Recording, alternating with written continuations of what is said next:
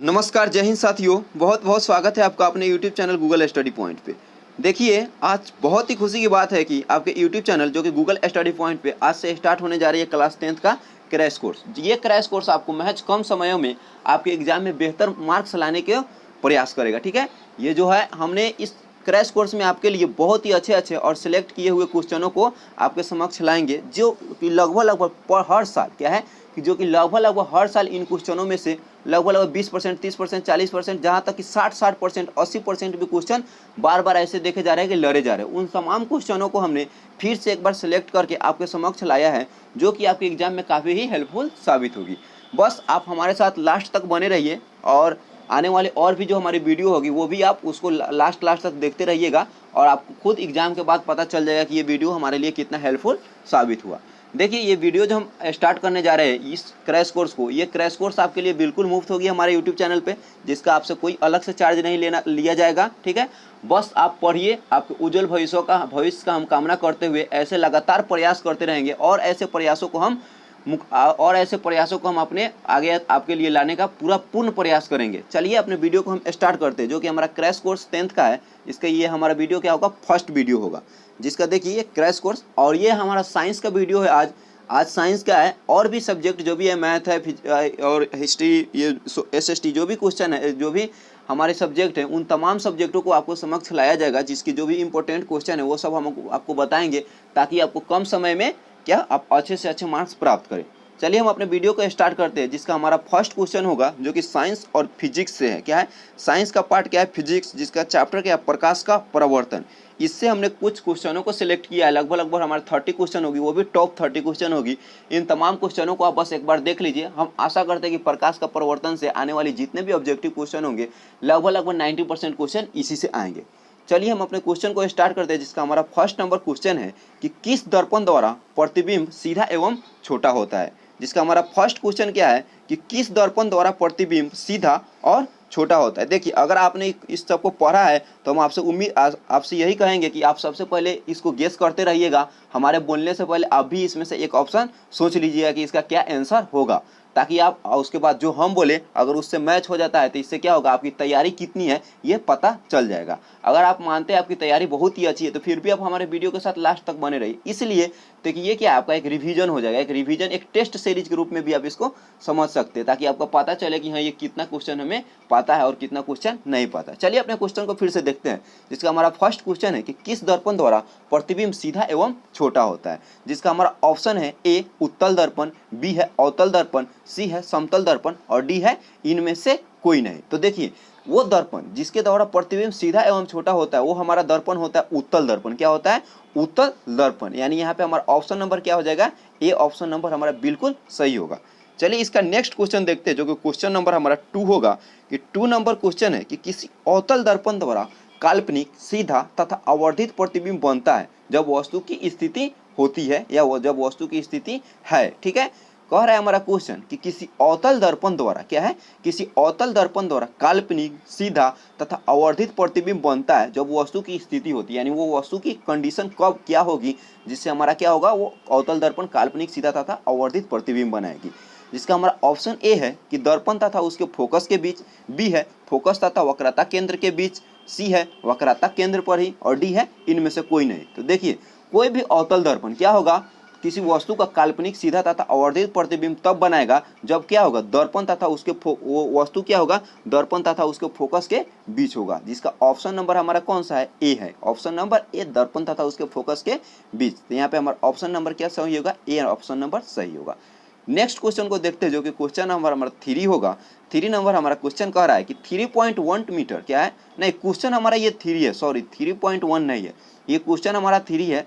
वो कह रहा है कि 1 मीटर फोकस दूरी वाले उत्तल लेंस की क्षमता होगी। जो हमारा 1 मीटर फोकस दूरी की जो उत्तल लेंस है उसका क्षमता कितना होगा। जिसका हमारा ऑप्शन 1 है कि -1D, बी है सीधा 1D, सी है 2D, और डी है 1.5D। तो देखिए, जो हमारा 1 मीटर फोकस दूरी वाले उत्तल लेंस होगी उसका क्षमता भी हमारा 1 डायोप्टर होगा। डी यानी यहाँ पे डायोप्टर होता है, यानी ऑप्शन नंबर हमारा यहाँ पे क्या होगा, बी सही होगा। 1 मीटर फोकस दूरी वाले उत्तल लेंस की क्षमता क्या होगी, 1D होगी, 1 डायोप्टर। नेक्स्ट क्वेश्चन देखते हैं, जो कि क्वेश्चन नंबर हमारा 4 होगा। 4 नंबर क्वेश्चन है हमारा, गोलीय दर्पण में फोकसांतर तथा यहाँ पे है नहीं होगा, गोलीय दर्पण में फोकसांतर तथा वक्रता त्रिज्या के बीच संबंध है, यानी कि जो हमारा फोकस और वक्रता त्रिज्या के बीच गोलीय दर्पण में क्या संबंध होता है वही क्वेश्चन है हमारा, जिसका ऑप्शन ए है r बराबर 2f, बी है f बराबर r, सी है f बराबर 2/r और डी है r बराबर f/2। देखिए जो गोलीय दर्पण में होता है हमारा, उसमें फोकस और वक्रता त्रिज्या के बीच जो हमारा संबंध होता है वो होता है r बराबर 2f। क्या होता है? r बराबर 2f, यानी यहाँ पे ऑप्शन नंबर हमारा ए सही होगा। क्या होगा? Option number A. गोलीय दर्पण में फोकस एवं वक्रता त्रिज्या के बीच जो हमारा संबंध होता है वो होता है r बराबर 2f। इस फॉर्मूला को आपने पढ़ा भी होगा।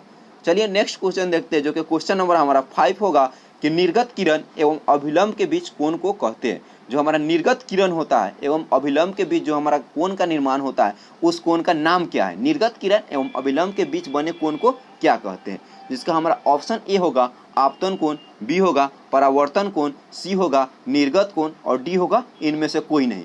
तो देखिए निर्गत किरण एवं अभिलंब के बीच जो कोण बनता है हमारा वो हमारा निर्गत कोण कहलाता है। क्या कहलाता है? निर्गत कोण, यानी ऑप्शन नंबर हमारे यहाँ पे सी सही होगा। नेक्स्ट क्वेश्चन देखते हैं, जो कि क्वेश्चन नंबर हमारा क्या होगा? 6 होगा।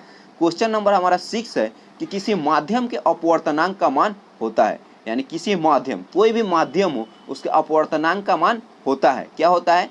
ऑप्शन ए है साइन आई बटा साइन आर, बी है साइन आर बटा साइन आई, सी है साइन आई गुने साइन आर और डी है हमारा साइन आई प्लस साइन आई। तो देखिए किसी माध्यम का अपवर्तनांक का जो हमारा मान होता है वो होता है साइन आई बटा साइन आर। क्या होता है? साइन आई बटा साइन आर, यानी हमारा यहाँ पे ऑप्शन नंबर क्या होगा? ए सही होगा, बिल्कुल ए सही होगा। किसी माध्यम के अपवर्तनांक का मान होता है साइन आई बटा साइन आर।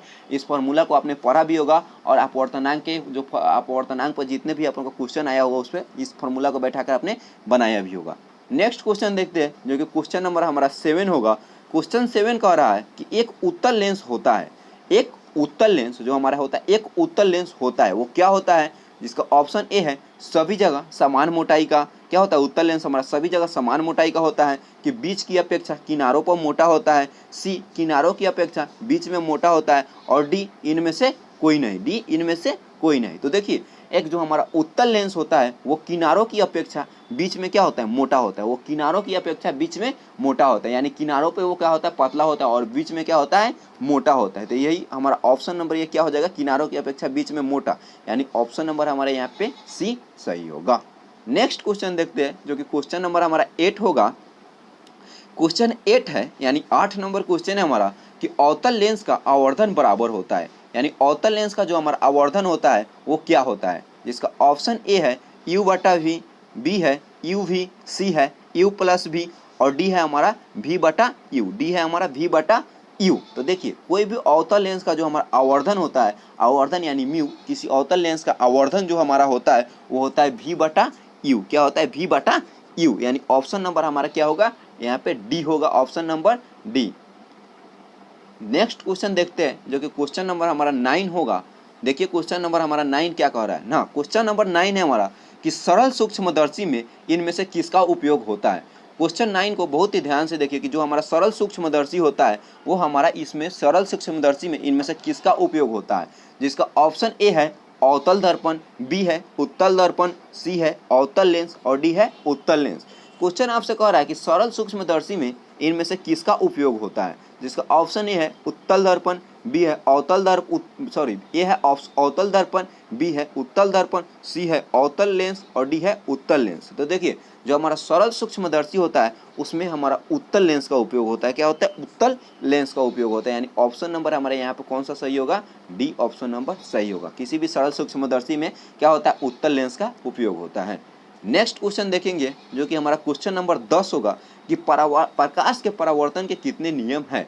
ये क्वेश्चन लगभग भले ही शॉर्ट है, इजी है क्वेश्चन, थोड़ी इसको लगभग सभी बच्चों को पता होता है, लेकिन ये बात जान जाइए कि ये क्वेश्चन लगभग 1 साल 2 साल या लगभग हर साल समझिए इस क्वेश्चन को पूछा ही जाता है कि प्रकाश के परावर्तन के कितने नियम हैं या इसी के या तो अपवर्तन के कितने नियम हैं। ये क्वेश्चन लगभग हर साल पूछा जाता है, हम लोग के सेशन में भी पूछा गया था। देखिए प्रकाश के परावर्तन के कितने नियम है, क्वेश्चन यही है हमारा, जिसका ऑप्शन ए है 3, बी है 2, सी है 4 और डी है हमारा 1। तो देखिए प्रकाश के परावर्तन के नियम 2 है। प्रकाश के परावर्तन के कितने नियम है? 2 है, जिसका ऑप्शन नंबर हमारा क्या हो जाएगा यहाँ पे? बी ऑप्शन नंबर सही होगा। प्रकाश के परावर्तन के कितने नियम है? 2 है। नेक्स्ट क्वेश्चन देखेंगे हम, जो कि क्वेश्चन नंबर हमारा 11 होगा कि इनमें से कौन सा पदार्थ लेंस बनाने के लिए उपयोग नहीं किया जा सकता। हमारे लिए क्वेश्चन है 11 नंबर कि इनमें से कौन से पदार्थ का उपयोग लेंस बनाने के लिए नहीं किया जा सकता, जिसका ऑप्शन ए है जल, बी है कांच, सी है प्लास्टिक और डी है मिट्टी। तो देखिए कोई ऐसा इसमें 4 पदार्थ हैं जो कि हमारा जल है, कांच है, प्लास्टिक है और डी है मिट्टी।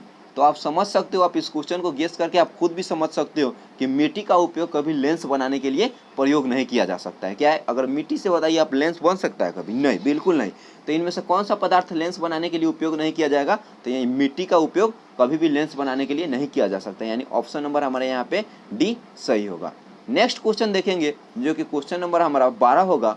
12 नंबर देखिए क्वेश्चन क्या कह रहा है। 12 नंबर क्वेश्चन है कि एक उत्तल लेंस की क्षमता 1 डायोप्टर है। क्या है? एक उत्तल लेंस की क्षमता 1 डायोप्टर है, तो उस लेंस की फोकस दूरी क्या होगी? एक उत्तल लेंस की क्षमता 1 डायोप्टर है, तो उस लेंस की फोकस दूरी क्या होगी? जिसका ऑप्शन हमारा ए है +100 सेंटीमीटर, बी है +10 सेंटीमीटर, सी है -10 सेंटीमीटर और डी है -100 सेंटीमीटर यानी 100 सेंटीमीटर।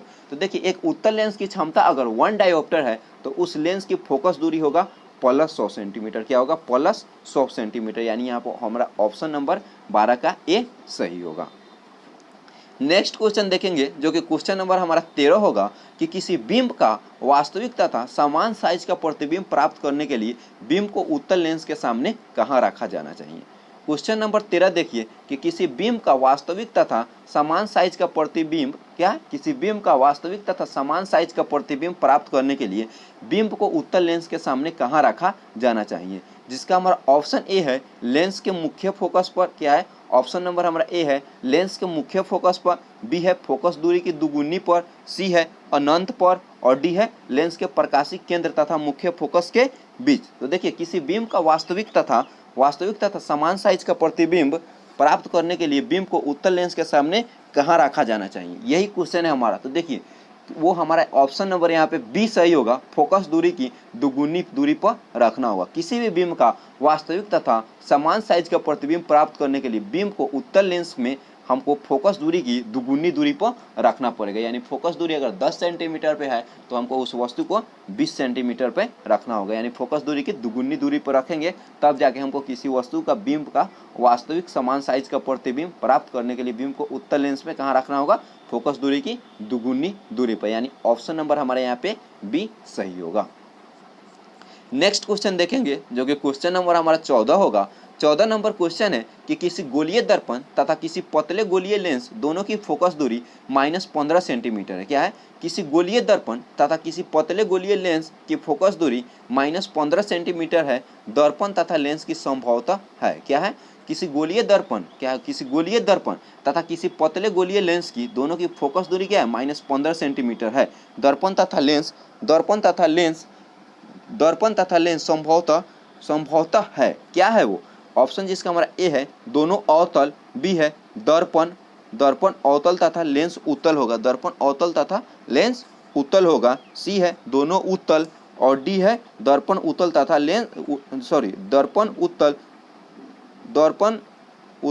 लेंस होता है। यहाँ पे ऑप्शन नंबर जो डी है हमारा, इसमें कुछ टाइपिंग मिस्टेक हुआ है, उसको हम अभी नहीं पढ़ते हैं। क्या है? सबसे पहले एक बार क्वेश्चन को फिर से देखिए कि किसी गोलीय दर्पण तथा किसी पतले गोलीय लेंस दोनों की फोकस दूरी -15 सेंटीमीटर है। दर्पण तथा लेंस संभवतः है। वो दर्पण तथा लेंस क्या है, यही हमारा क्वेश्चन है। तो देखिए वो दर्पण तथा लेंस क्या हो जाएगा हमारा यहाँ पे ऑप्शन 14 नंबर क्वेश्चन है ना। हाँ, किसी गोलीय दर्पण तथा किसी पतले गोलीय लेंस दोनों की फोकस दूरी क्या है? -15 सेंटीमीटर तथा हाँ दर्पण तथा लेंस संभवतः। हाँ, तो देखिए यहाँ पे वो क्या हो जाएगा हमारा, दोनों अवतल होगा। क्या होगा? दोनों अवतल होगा। यहाँ पे वो दर्पण तथा लेंस दोनों क्या होगा? अवतल होगा। यहाँ पे दोनों सेम होगा, दोनों अवतल होगा, यानी ऑप्शन नंबर हमारा यहाँ पे ए सही होगा। सॉरी फॉर यहाँ पे कुछ सेकंड के लिए टाइम ज़्यादा लगा है, क्योंकि यहाँ पे क्वेश्चन ऑप्शन नंबर जो हमारा डी है वो मिस्टेक हो गया है। ठीक, नेक्स्ट क्वेश्चन देखते हैं, जो कि क्वेश्चन नंबर हमारा होगा 15। क्या है? क्वेश्चन नंबर 15 कि प्रकाश के अपवर्तन के कितने नियम है। ये भी क्वेश्चन मोस्ट इंपोर्टेंट है। इस क्वेश्चन को भी बार बार पूछा जा रहा है कि प्रकाश के अपवर्तन के कितने नियम है। जिसका ऑप्शन ए है हमारा 3, बी है हमारा 2, सी है हमारा 4 और डी है हमारा 1। तो देखिए प्रकाश के परिवर्तन के कितने नियम है, तो प्रकाश के परिवर्तन के भी 2 नियम है, इसके अपवर्तन के भी 2 नियम है और परावर्तन के भी 2 नियम है। तो यहाँ पे ऑप्शन नंबर हमारा कौन सा सही होगा, बी होगा कि प्रकाश के परावर्तन के कितने नियम है, 2 है, और अपवर्तन के कितने नियम है, 2 है, दोनों के 2 ही नियम है। नेक्स्ट क्वेश्चन देखेंगे जो कि क्वेश्चन नंबर हमारा 16 होगा कि अवतल दर्पण है, क्या है, अवतल दर्पण है। यहाँ पे हमारे पास 4 ऑप्शन है, वही आपको बता रहे कि अवतल दर्पण है, इनमें से क्या है, वो हमारा ऑप्शन ए है अभिसारी है, कि बी है अपसारी है, कि सी है अभिसारी तथा अपसारी, और डी है इनमें से कोई नहीं। तो देखिए जो हमारा अवतल दर्पण होता है वो हमारा अभिसारी होता है, अभिसारी होता है, क्या होता है, अवतल दर्पण हमारा अभिसारी होता है, यानी और यहाँ पे ऑप्शन नंबर हमारा कौन सा सही होगा, ए सही होगा। नेक्स्ट क्वेश्चन देखेंगे जो कि क्वेश्चन नंबर हमारा क्या होगा, 17 होगा। क्वेश्चन नंबर 17 है हमारा कि अवतल दर्पण से बना प्रतिबिंब होता है। क्वेश्चन नंबर 17 है कि अवतल दर्पण से बना प्रतिबिंब होता है, यानी क्या होता है। इसका ऑप्शन नंबर हमारा देखिए काल्पनिक एवं छोटा, बी है काल्पनिक एवं आवर्धित, सी है वास्तविक एवं छोटा, और डी है वास्तविक एवं आवर्धित। क्या है, डी है वास्तविक एवं अवर्धित। तो देखिए अवतल दर्पण से बना प्रतिबिंब क्या होता है, काल्पनिक एवं छोटा होता है। अवतल दर्पण से बना प्रतिबिंब क्या होता है, काल्पनिक एवं छोटा, यानी ऑप्शन नंबर हमारे यहाँ पे भी ए सही होगा। नेक्स्ट क्वेश्चन देखेंगे जो कि क्वेश्चन नंबर हमारा 18 होगा। 18 नंबर क्वेश्चन कह रहा है कि निम्नलिखित में से किस दर्पण द्वारा किसी वस्तु का वास्तविक प्रतिबिंब प्राप्त होता है। निम्नलिखित में से किस दर्पण द्वारा किसी वस्तु का वास्तविक प्रतिबिंब प्राप्त होता है। जिसका ऑप्शन ए है समतल दर्पण, बी है अवतल दर्पण, सी है उत्तल दर्पण, और डी है इनमें से सभी। क्या है, डी है हमारा इनमें से सभी। तो देखिए निम्न में से किस दर्पण द्वारा किसी वस्तु का वास्तविक प्रतिबिंब प्राप्त होगा। तो यहाँ पे हमारा ऑप्शन नंबर अवतल दर्पण होगा। क्या होगा, ऑप्शन नंबर हमारा जो होगा अवतल दर्पण होगा, यानी ऑप्शन नंबर क्या हो जाएगा, वो बी होगा। अवतल दर्पण में क्या होता है, किसी दर्पण का अवतल दर्पण में किसी वस्तु का वास्तविक प्रतिबिंब प्राप्त होता है, यानी ऑप्शन नंबर हमारे यहाँ पे क्या हो जाएगा, बी होगा। नेक्स्ट क्वेश्चन देखेंगे जो कि क्वेश्चन नंबर हमारा 19 होगा। 19 नंबर क्वेश्चन कह रहा है कि इनमें से किस में 12 और वास्तविक प्रतिबिंब बनता है। आपके पास ऑप्शन है, उनमें से आपको चुनना है कि इनमें से किस में 12 और वास्तविक प्रतिबिंब बनता है। जिसका हमारा ऑप्शन ए है समतल दर्पण, बी है अवतल लेंस, सी है अवतल दर्पण, और डी है उत्तल दर्पण, डी है हमारा उत्तल दर्पण। तो देखिए अवतल दर्पण क्या होता है, अवतल दर्पण द्वारा क्या होता है, 12 और वास्तविक प्रतिबिंब बनता है। अवतल जो दर्पण होता है उससे क्या होता है, 12 और वास्तविक प्रतिबिंब बनता है, यानी हमारा यहाँ पे ऑप्शन नंबर क्या हो जाएगा, सी। क्वेश्चन था कि इनमें से किस में 12 और वास्तविक प्रतिबिंब बनता है, तो किस में बनता है, अवतल दर्पण में बनता है, यानी ऑप्शन नंबर हमारा यहाँ सी होगा। नेक्स्ट क्वेश्चन देखेंगे जो कि क्वेश्चन नंबर हमारा 20 होगा कि समतल दर्पण द्वारा बना प्रतिबिंब हमेशा होता है। क्या है, समतल दर्पण द्वारा बना प्रतिबिंब हमेशा होता है। वो क्या होता है, आपको यही बताना है कि समतल दर्पण द्वारा बना प्रतिबिंब हमेशा होता है। जिसका ऑप्शन ए है कभी वास्तविक तो कभी काल्पनिक, बी है काल्पनिक, सी है वास्तविक, और डी है इनमें से कोई नहीं। क्या हमारा डी है इनमें से कोई नहीं। तो देखिए समतल दर्पण द्वारा प्रतिबिंब जो होता है हमारा क्या होता है, काल्पनिक होता है। क्या होता है, काल्पनिक होता है, यानी ऑप्शन नंबर हमारे यहाँ पे क्या हो जाएगा, बी सही होगा। क्या होगा, बी। समतल दर्पण द्वारा बना प्रतिबिंब क्या होता है, वो काल्पनिक होता है, यानी ऑप्शन नंबर हमारे यहाँ पे बी सही।